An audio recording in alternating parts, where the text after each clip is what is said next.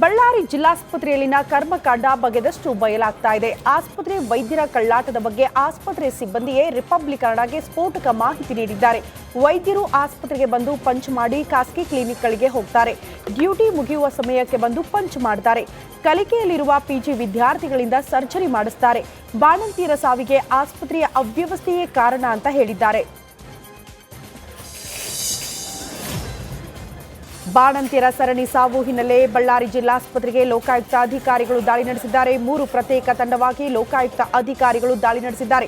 ಜಿಲ್ಲಾಸ್ಪತ್ರೆಯ ಹೆರಿಗೆ ward, VIMS ಜಿಲ್ಲಾಸ್ಪತ್ರೆ ಮೇಲೆ ದಾಳಿ ನಡೆಸಿ ಪರಿಶೀಲನೆ ನಡೆಸಲಾಯಿತು. ಲೋಕಾಯುಕ್ತ ಎಸ್ಪಿ ಸಿದ್ದರಾಜು ನೇತೃತ್ವದಲ್ಲಿ ನಡೆದ ದಾಳಿ ಇದಾಗಿತ್ತು. ಬಳ್ಳಾರಿ ಜಿಲ್ಲಾಸ್ಪತ್ರೆಯಲ್ಲಿ ಬಾಣಂತಿಯರ ಸಾವು ಪ್ರಕರಣಕ್ಕೆ ಸಂಬಂಧಪಟ್ಟಂತೆ ಸಿಎಂ ಸಿದ್ದರಾಮಯ್ಯ ಪ್ರತಿಕ್ರಿಯೆ ನೀಡಿದ್ದಾರೆ. ಈಗಾಗಲೇ ಡ್ರಗ್ ಕಂಟ್ರೋಲರ್ನ ಸಸ್ಪೆಂಡ್ ಮಾಡಲಾಗಿದೆ. ಇಂದು ಸಚಿವ ದಿನೇಶ್ ಗುಂಡೂರಾವ್ ಆಸ್ಪತ್ರೆಗೆ ಭೇಟಿ ನೀಡುತ್ತಿದ್ದಾರೆ. ವರದಿ ಬಂದ ತಕ್ಷಣ ತಪ್ಪಿತಸ್ಥರ ವಿರುದ್ಧ ಕ್ರಮ ಕೈಗೊಳ್ಳಲಾಗುತ್ತೆ ಅಂತ ಹೇಳಿದರು.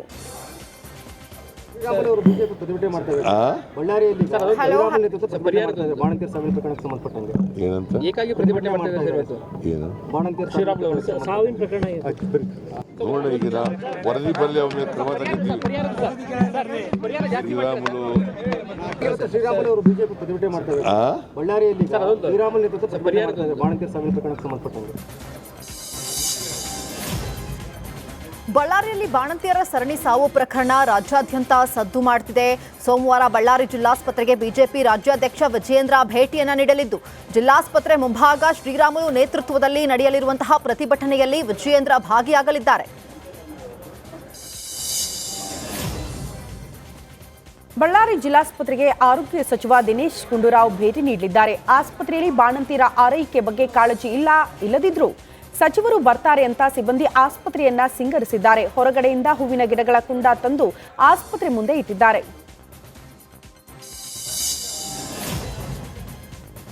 ಸಚಿವರು ಬರ್ತಾರೆ ಅಂತ ಬಳ್ಳಾರಿ ಜಿಲ್ಲಾಸ್ಪತ್ರೆಯನ್ನ ಸಿಬ್ಬಂದಿ ಅಲಂಕರಿಸುತ್ತಿರುವುದಕ್ಕೆ ಬಿಜೆಪಿಯಿಂದ ಟೀಕೆ ವ್ಯಕ್ತವಾಗಿದೆ. ಹೆಣಕ್ಕೆ ಎಷ್ಟೇ ಅಲಂಕಾರ ಮಾಡಿದ್ರೂ ಅಷ್ಟೇ ಆಸ್ಪತ್ರೆ ಒಳಗೆ ಗಬ್ಬೆದ್ದು ನಾರ್ತಾ ಇದೆ. ಹೊರಗಡೆ ಮಾತ್ರ ಅಂದ ಚಂದ ಅಂತ ಬಿಜೆಪಿ ಮಹಾನಗರ ಪಾಲಿಕೆ ಮುಖಂಡ ಹನುಮಂತಪ್ಪ ಕಿಡಿಕಾರಿದ್ರು. ಸರ್ಕಾರಕ್ಕೆ ಹೇಳೋದಿಷ್ಟೇ, ಜನರ ದುಡ್ಡಿನಿಂದನೇ ಸರ್ಕಾರ ನಡೆಯೋದು. ಅದೇ ಇದ್ದಾಗ ಮುಖ್ಯಮಂತ್ರಿಗಳು ಕಾಳಜಿ ಇದನ್ನು ಎಚ್ಚೆತ್ತುಕೊಂಡು ಭಾಳ ಕಠಿಣವಾಗಿ ಜಮೀರ್ ಅಹ್ಮದ್ ಅವರಿಗೆ ಭಾಳ ಒಂದು ವಾರ್ನಿಂಗ್ ಕೊಟ್ಟು ಇಲ್ಲೇ ಇದ್ದು ಜಿಲ್ಲಾಸ್ಪತ್ರೆ ವಿಮ್ಸಲ್ಲಿದ್ದು ಪ್ರತ್ಯೇಕವಾಗಿ ಅವ್ರು ಇಲ್ಲೇ ಇರಬೇಕು. ಇದ್ದು ಬಾಣಂತಿಯರ ಸಾವು ಏನಾಗೈತೆ ಎದಕ್ಕಾಗೈತೆ ಅಂತೇಳಿ ಅದನ್ನು ತಗೊಂಡು ಮೃತರ ಅವ್ರ ಮನೆಗಳಿಗೆ ಹೋಗಿ ಸಾಂತ್ವನ ಹೇಳಿ ಅವ್ರಿಗೆ ನಷ್ಟ ಪರಿಹಾರ ಕೊಟ್ಟು ಇನ್ನು ಮುಂದೆ ಇದು ಆಗಬಾರ್ದು. ಸರ್ಕಾರಕ್ಕೆ ಹೇಳೋದಿಷ್ಟೇ, ಜನರ ದುಡ್ಡಿನಿಂದನೇ. ಬಳ್ಳಾರಿ ಜಿಲ್ಲಾಸ್ಪತ್ರೆಗೆ ಆರೋಗ್ಯ ಸಚಿವರ ಭೇಟಿ ಹಿನ್ನೆಲೆ ಆಸ್ಪತ್ರೆಯ ಮುಂಭಾಗ ಬಿಜೆಪಿಗರು ಪ್ರತಿಭಟನೆ ನಡೆಸುತ್ತಿದ್ದಾರೆ. ಶ್ರೀರಾಮುಲು ನೇತೃತ್ವದಲ್ಲಿ ಧರಣಿ ನಡೀತಾ ಇದ್ದು, ಬಿಜೆಪಿ ಸ್ಥಳೀಯ ಮುಖಂಡ, ಮಹಿಳಾ ಮೋರ್ಚಾದ ಮುಖಂಡರು ಪ್ರತಿಭಟನೆಯಲ್ಲಿ ಭಾಗಿಯಾಗಿದ್ದರು. ನಮ್ಮ ಪ್ರತಿಕ್ರಿಯೆ ಇಷ್ಟೇ, ಇವತ್ತೇನೋ ಮಂತ್ರಿಗಳೇನೋ ಬರ್ತಾ ಇದ್ದಾರಂತೆ, ಅವ್ರ ಕರ್ತವ್ಯ ಅವು ಮಾಡಲಿ. ಅವ್ರು ಇನ್ನೊಂದು ಕೂಡ ಉಲ್ಲೇಖನ ಮಾಡ್ತಾ ಇದ್ರು, ನಾನೇನನ್ನ ಅಕಸ್ಮಿತವಾಗಿ ತಪ್ಪಿದಂದ್ರೆ ನಾನು ರಾಜೀನಾಮೆ ಕೊಡ್ತೀನಿ ಅನ್ನೋಂಥ ಮಾತನ್ನು ಹೇಳ್ತಾ ಇದ್ದೇನೆ. ನಮ್ಮ ಹೋರಾಟ ರಾಜೀನಾಮೆ ಕೊಡಬೇಕೆಂದೇಳಿ ಹೋರಾಟ ಅಲ್ಲ, ಭಾಳ ಕ್ಲಾರಿಟಿ ಇರಲಿ. ಏನಿವತ್ತು ಜನರ ಪ್ರಾಣ ಹೋಗ್ತಾ ಇದೀನೋ, ಬಾಣಂತಿಯರ ಪ್ರಾಣ ಹೋಗ್ತಾ ಇದೀನೋ, ಆ ಪ್ರಾಣವನ್ನು ಉಳಿಸ್ಬೇಕು. ರೆಸ್ಪಾನ್ಸಿಬಿಲಿಟಿ ತಾವು ತಗೋಬೇಕಂತ ಹೇಳ್ತೇವೆ. ತಮ್ಮ ಕರ್ತವ್ಯವನ್ನು ಮರಿಬಾರ್ದು. ತಾವು ಯಾವತ್ತಿದ್ರೂ ಕೂಡ ಕಾಯ ವಾಚ ಮನಸ್ಸಿನಿಂದ ಕೆಲಸ ಮಾಡಬೇಕು. ನಮ್ಮ ಪ್ರತಿಕ್ರಿಯೆ ಇಷ್ಟೇ, ಇವತ್ತೇನೋ ಮಂತ್ರಿಗಳೇನೋ ಬರ್ತಾ ಇದ್ದಾರಂತೆ, ಅವ್ರ ಕರ್ತವ್ಯ ಅವು ಮಾಡಲಿ. ಅವ್ರು ಇನ್ನೊಂದು ಕೂಡ ಉಲ್ಲೇಖನ ಮಾಡ್ತಾ ಇದ್ರು, ನಾನೇನನ್ನ ಅಕಸ್ಮಿತವಾಗಿ ತಪ್ಪಿದಂದ್ರೆ ನಾನು ರಾಜೀನಾಮೆ ಕೊಡ್ತೀನಿ ಅನ್ನೋಂಥ ಮಾತನ್ನು ಹೇಳ್ತಾ ಇದ್ದೇನೆ. ನಮ್ಮ ಹೋರಾಟ ರಾಜೀನಾಮೆ ಕೊಡಬೇಕೆಂದೇಳಿ ಹೋರಾಟ ಅಲ್ಲ, ಭಾಳ ಕ್ಲಾರಿಟಿ ಇರಲಿ. ಹೊಸ ವರ್ಷಾಚರಣೆಗೆ ಕೌಂಟ್ ಡೌನ್ ಶುರುವಾಗಿದ್ದು, ಪೊಲೀಸರು ಅಲರ್ಟ್ ಆಗಿದ್ದಾರೆ. ಮಾದಕ ವಸ್ತುಗಳು ಬರುವ ಶಂಕೆ ಹಿನ್ನೆಲೆಯಲ್ಲಿ ಕೊರಿಯರ್ ಕಚೇರಿ ಮೇಲೆ ಸಿಸಿಬಿ ಪೊಲೀಸರು ದಾಳಿಯನ್ನು ನಡೆಸಿದ್ದಾರೆ. ಬೆಂಗಳೂರಿನ ಎಸ್ಆರ್ ನಗರದ ಕೊರಿಯರ್ ಕಚೇರಿಗಳ ಮೇಲೆ ಶ್ವಾನದಳ ಸಮೇತವಾಗಿ ಸಿಸಿಬಿ ದಾಳಿಯನ್ನು ನಡೆಸಿದೆ.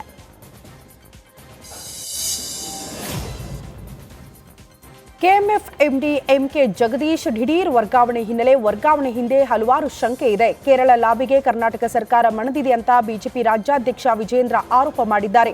ಕೇರಳದಲ್ಲಿ ನಂದಿನಿ ದೋಸೆ ಇಡ್ಲಿ ಹಿಟ್ಟು ತಡೆಗೆ ವ್ಯಾಪಕ ಆಕ್ರೋಶ ವ್ಯಕ್ತವಾಗಿದ್ದು ಕೇರಳದ ಐಡಿ ಪ್ರಾಡಕ್ಟ್ ವಿರುದ್ಧವೂ ಹಲವರು ಕಿಡಿಕಾರಿದ್ದಾರೆ. ಈ ಬಗ್ಗೆ ಸೋಷಿಯಲ್ ಮೀಡಿಯಾದಲ್ಲಿ ಅಭಿಯಾನ ಶುರುವಾಗಿದೆ.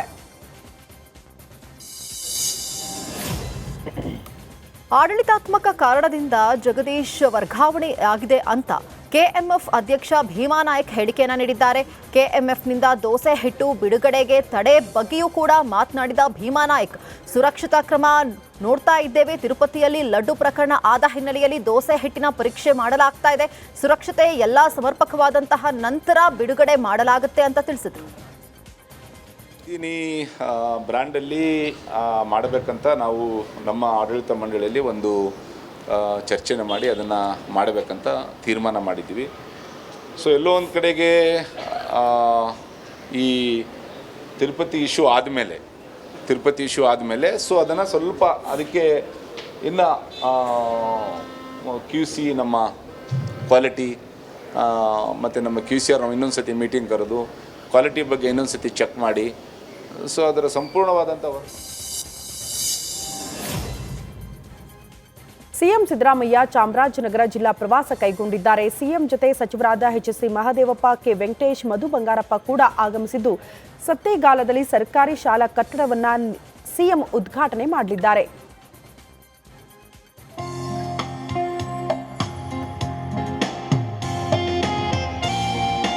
ಬುದ್ಧನ ವಂದನೆಯನ್ನ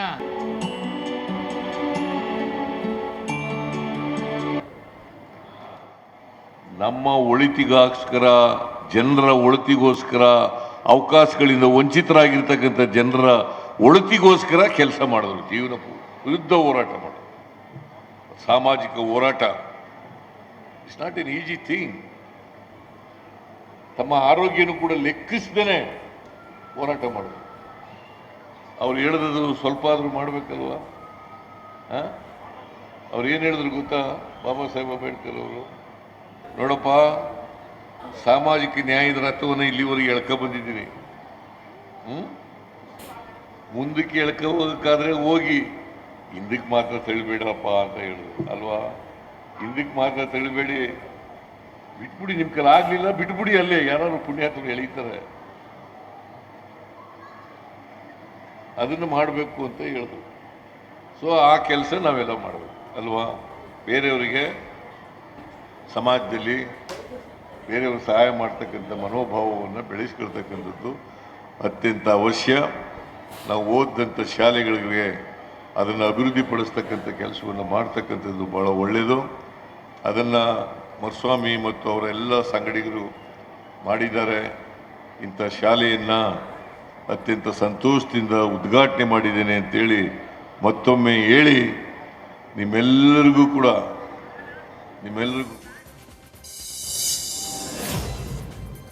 ನಮ್ಮ ಮೆಟ್ರೋ ಜಾಲ ವಿಸ್ತರಿಸಲು ರಾಜ್ಯ ಸರ್ಕಾರ ಮುಂದಾಗಿದೆ. ನಮ್ಮ ಮೆಟ್ರೋ 3A ಹಂತಕ್ಕೆ ರಾಜ್ಯ ಸಚಿವ ಸಂಪುಟ ಅನುಮೋದನೆಯನ್ನು ನೀಡಿದೆ. ಸರ್ಜಾಪುರ ಹೆಬ್ಬಾಳದವರೆಗೆ 3A ಮಾರ್ಗ ನಿರ್ಮಾಣವಾಗಲಿದ್ದು 3A ಮಾರ್ಗವನ್ನು ಕೆಂಪು ಮಾರ್ಗ ಅಂತ ರೆಡ್ ಲೈನ್ ಅಂತ ಹೇಳಿ ಗುರುತಿಸಲಾಗುತ್ತೆ. ಈವರೆಗಿನ ಹಂತಗಳ ಪೈಕಿ 3A ಮಾರ್ಗ ಅತಿ ದುಬಾರಿ ವೆಚ್ಚದ ಮಾರ್ಗವಾಗಲಿದೆ. 28,405 ಕೋಟಿ ರೂಪಾಯಿ ವೆಚ್ಚದಲ್ಲಿ 36.59 ಕಿಲೋಮೀಟರ್ ಮೆಟ್ರೋ ಮಾರ್ಗ ನಿರ್ಮಿಸುವುದಕ್ಕೆ ಸಂಪುಟ ತೀರ್ಮಾನಿಸಿದೆ. ಚಂಪಾಷಷ್ಠಿ ಹಿನ್ನೆಲೆ ದೊಡ್ಡಬಳ್ಳಾಪುರದ ಶ್ರೀ ಕ್ಷೇತ್ರ ಘಾಟಿ ಸುಬ್ರಹ್ಮಣ್ಯಕ್ಕೆ ಭಕ್ತರ ದಂಡೆ ಆಗಮಿಸಿದೆ. ಮುಂಜಾನೆಯಿಂದ ಸುಬ್ರಹ್ಮಣ್ಯ ಸ್ವಾಮಿಗೆ ವಿಶೇಷ ಪೂಜೆ, ಅಲಂಕಾರ, ಅಭಿಷೇಕ ಮಾಡಲಾಯಿತು. ಸರತಿ ಸಾಲಿನಲ್ಲಿ ನಿಂತು ಭಕ್ತಾದಿಗಳು ಸುಬ್ರಹ್ಮಣ್ಯ ಸ್ವಾಮಿ ದೇವರ ದರ್ಶನ ಪಡೆದು ಪುನೀತರಾದರು.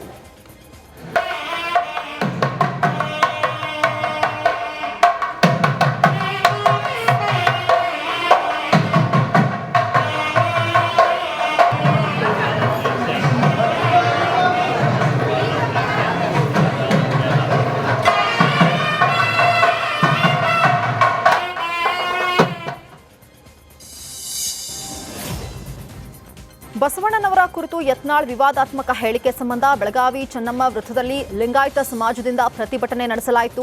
ಯತ್ನಾಳ್ ಭಾವಚಿತ್ರವಿರುವ ಪ್ರತಿಕೃತಿ ದಹಿಸಿ ಪ್ರತಿಭಟನಾಕಾರರು ಆಕ್ರೋಶವನ್ನ ಹೊರಹಾಕಿದ್ರು. ಇದೇ ವೇಳೆ ಲಿಂಗಾಯತ ವಿರೋಧಿ ಯತ್ನಾಳ್ ಹರಕುಬಾಯಿ ಯತ್ನಾಳ್ ಅಂತ ಹೇಳಿ ಘೋಷಣೆಯನ್ನ ಕೂಗಿ ಕಿಡಿಕಾರಿದ್ರು.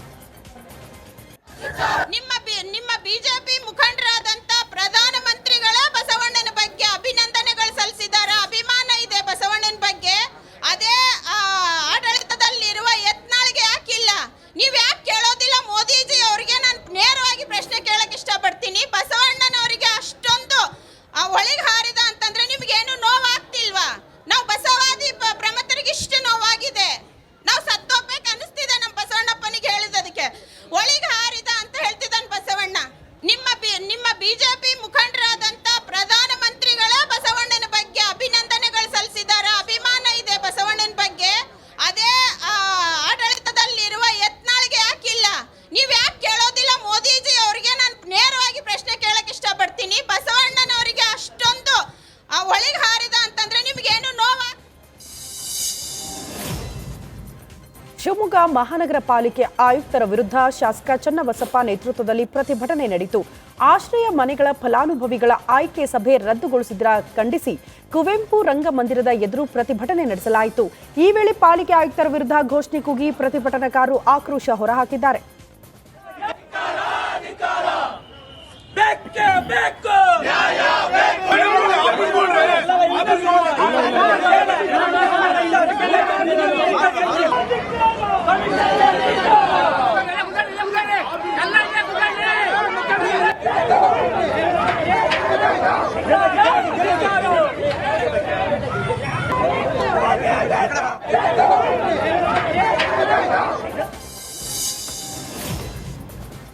ಕೊಪ್ಪಳದಲ್ಲಿ ನಗರಸಭೆ ಅಧಿಕಾರಿಗಳು ಸ್ಪಂದನೆ ನೀಡ್ತಾ ಇಲ್ಲ ಅಂತ ಹೇಳಿ ವಿನೂತನವಾಗಿ ಪ್ರತಿಭಟನೆಯನ್ನ ನಡೆಸಲಾಯಿತು.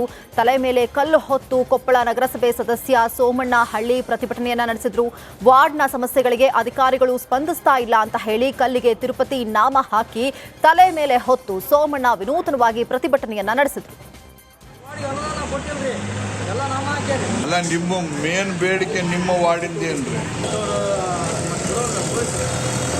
ಎಲ್ಲರಿಗೆ ಆಗಿರ್ತೈತಿ, ಎಲ್ಲ ನಗರಸಭೆ ಸದಸ್ಯರಿಗೆ ಇರ್ತೈತಿ.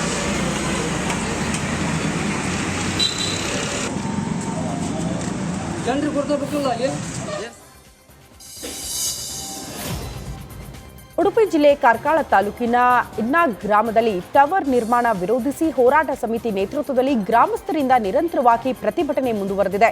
ಇಲ್ಲಿಂದ ಕೇರಳಕ್ಕೆ ಹೈಟೆನ್ಷನ್ ವೈರ್ ಅಳವಡಿಸ್ತಾ ಇರೋದಕ್ಕೆ ಗ್ರಾಮಸ್ಥರು ವ್ಯಾಪಕ ವಿರೋಧ ವ್ಯಕ್ತಪಡಿಸಿದ್ದಾರೆ. ಕಳೆದ 3 ದಿನಗಳಿಂದಲೂ ಕೂಡ ನಿರಂತರ ಪ್ರತಿಭಟನೆ ನಡೀತಾ ಇದೆ. ಮಾಜಿ ಸಂಸದ ಜಯಪ್ರಕಾಶ್ ಹೆಗಡೆ ಪ್ರತಿಭಟನಾ ಸ್ಥಳಕ್ಕೆ ಭೇಟಿ ನೀಡಿ ಸೂಕ್ತ ಕ್ರಮ ಕೈಗೊಳ್ಳುವ ಬಗ್ಗೆ ಸಿಎಂ ಗಮನಕ್ಕೆ ತರುವುದಾಗಿ ಭರವಸೆ ನೀಡಿದ್ದಾರೆ.